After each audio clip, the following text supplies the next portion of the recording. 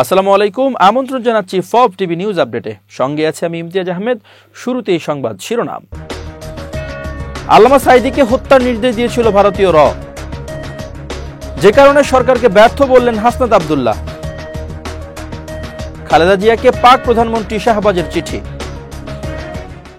এবার বিস্তারিত। ভারতের গোয়েন্দা সংস্থা র বাংলাদেশের সাবেক প্রধানমন্ত্রী শেখ হাসিনার কাছে গোপন প্রতিবেদন পাঠিয়েছিল, যেখানে দেলোয়ার হোসেন সাঈদীর বিষয়ে দ্রুত ব্যবস্থা নেওয়ার নির্দেশনা ছিল বলে অভিযোগ উঠেছে।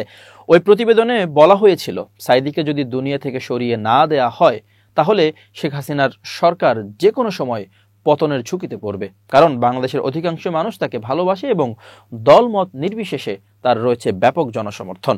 এরপর আন্তর্জাতিক অপরাধ ট্রাইব্যুনালের দেওয়া ফাঁসির রায় পর্যবেক্ষণ করে কমিয়ে তাকে আমৃত্যু কারাদণ্ড দেওয়া হয়। দেলোয়ার হোসেন সাঈদী 1940 সালের 2 ফেব্রুয়ারি ব্রিটিশ ভারতের পিরোজপুর জেলার ইন্দুরকানী উপজেলার সাঈদখালী গ্রামে জন্মগ্রহণ করেন। তার বাবা ইউসুফ শিকদার ছিলেন একজন আলেম ও গৃহস্থ। প্রাথমিক ধর্মীয় শিক্ষা তিনি বাবার প্রতিষ্ঠিত মাদ্রাসায় লাভ করেন। পরে 1962 সালে সারসিনা আলিয়া মাদ্রাসায় ভর্তি হয়ে খুলনা আলিয়া মাদ্রাসায় পড়াশোনা করেন।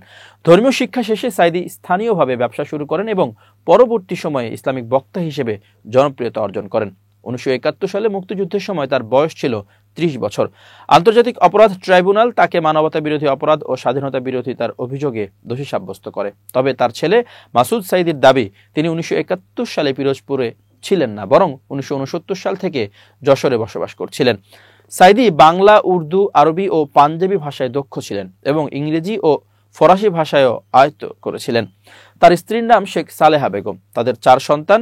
রাফিক বিন সাঈদী 2012 সালে হৃদরোগে মারা যান। শামীম সাঈদী, মাসুদ সাঈদী ও নাসিম সাঈদী। সাঈদী 1979 সালে বাংলাদেশ জামাত ইসলামীতে যোগ দেন। 1982 সালে রুকন, 1989 সালে মজলিসের শুরা সদস্য এবং 1996 সালে নির্বাহী পরিষদের সদস্য হন।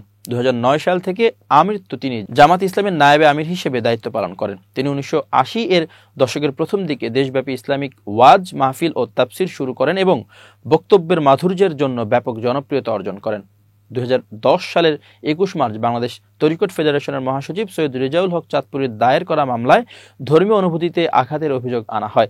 পরে 29 জুন রাজধানীর শাহিনবাগের বাসা থেকে পুলিশ তাকে গ্রেফতার করে। 2023 সালের 14 আগস্ট বঙ্গবন্ধু শেখ মুজিব মেডিকেল বিশ্ববিদ্যালয় হাসপাতালে হৃদরোগে আক্রান্ত হয়ে তিনি 83 বছর বয়সে মৃত্যুবরণ করেন।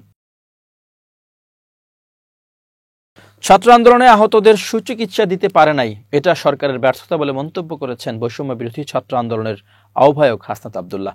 এজন্য সরকারের আমলাতান্ত্রিক পদ্ধতি দায়ী, সচিবরা দায়ী, আমলারা দায়ী। যারা আহত হয়েছেন তাদের আমরা সুচিকিৎসা দিতে পারি নাই, এজন্য আমি নিজে ব্যথিত। রবিবার 2 ফেব্রুয়ারি দিবাগত রাত 12টার দিকে পুলিশের ব্যারিকেড ভেঙে যমুনার সামনে অবস্থান নেন জুলাই আগস্টের বৈষম্য বিরোধী আন্দোলনের আহতরা। পরে সেখানে উপস্থিত হয়ে আহতদের উদ্দেশ্যে এসব কথা বলেন তিনি। হাসনাত আব্দুল্লাহ বলেন, আহতদের পুনর্বাসন করার বিষয়টি একটি লম্বা প্রক্রিয়া। নানা জায়গায় তাদের কাগজ চেক করতে করতে একটা জটিলতা তৈরি হয়েছে।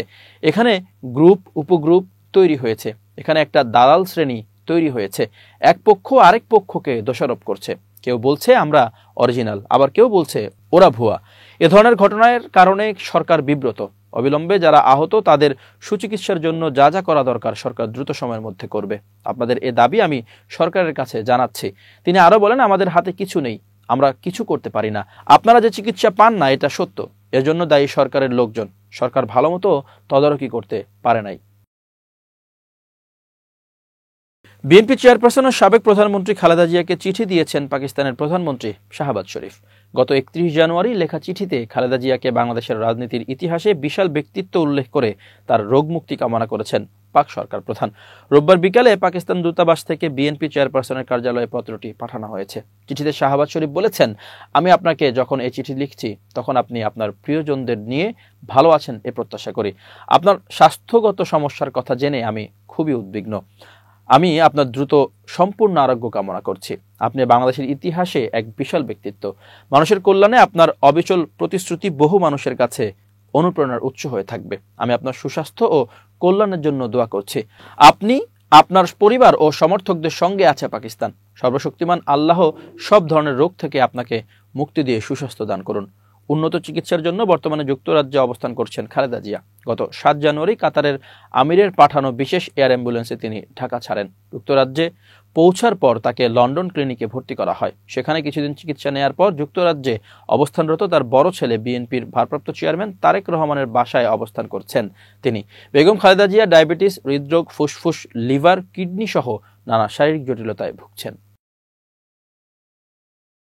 প্রিয় দর্শক, শেষ করছি ফব টিভি নিউজ আপডেট। আজ এ পর্যন্তই। ভিন্ন খবর নিয়ে দেখা হবে অন্যদিন। নিজেকে আপডেট রাখতে সাবস্ক্রাইব করুন চ্যানেলটি। নিয়মিত লাইক, কমেন্ট ও শেয়ার করে ছড়িয়ে দিন সর্বত্র। সুস্থ থাকুন, নিরাপদে থাকুন। আল্লাহ হাফেজ।